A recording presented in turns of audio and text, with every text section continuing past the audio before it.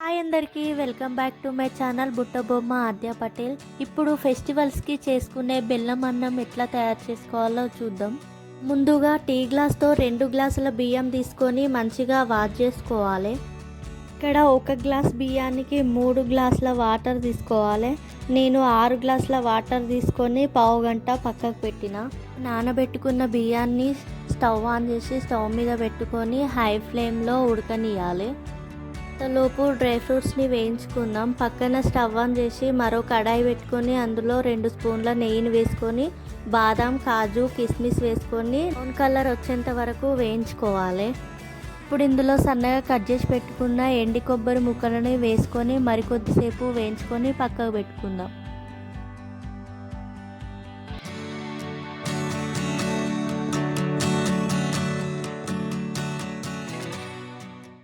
ఇక్కడ చూడుర్రి బియ్యం ఉడుకుతానే. ఇప్పుడు మనం వేయించుకొని పెట్టుకున్న పల్లీలను చిన్న చిన్నగా దంచుకొని ఉడుకుతున్న బియ్యంలో వేసుకోవాలి.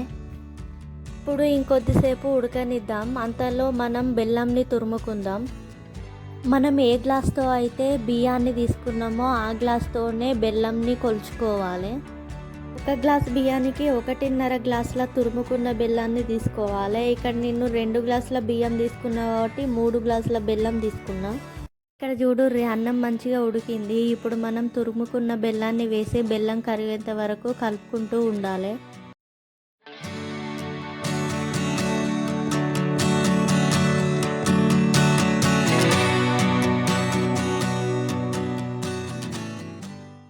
బెల్లం మొత్తం కరిగి ఇట్లా ఉడుకుతా అంటే వాటర్ క్వాంటిటీ అయితే ఎంత తీసుకుంటామో పాలు కూడా అంతే తీసుకోవాలి. నేను ఇక్కడ 6 గ్లాసుల పాలు తీసుకుంటాను.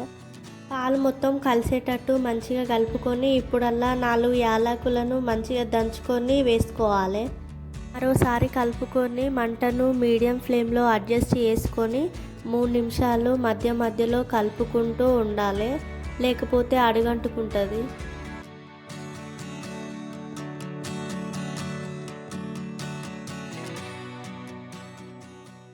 చూడుర్రి కన్సిస్టెన్సీలోకి వచ్చినాక మనం వేయించుకొని పెట్టుకున్న డ్రై ఫ్రూట్స్ని వేసుకొని అట్లాగే 2 టేబుల్ స్పూన్ల నెయ్యిని వేసుకొని మంచిగా కలుపుకోవాలి. అంతే, ఎంతో టేస్టీ అయిన బెల్లం అన్నం రెడీ అయింది.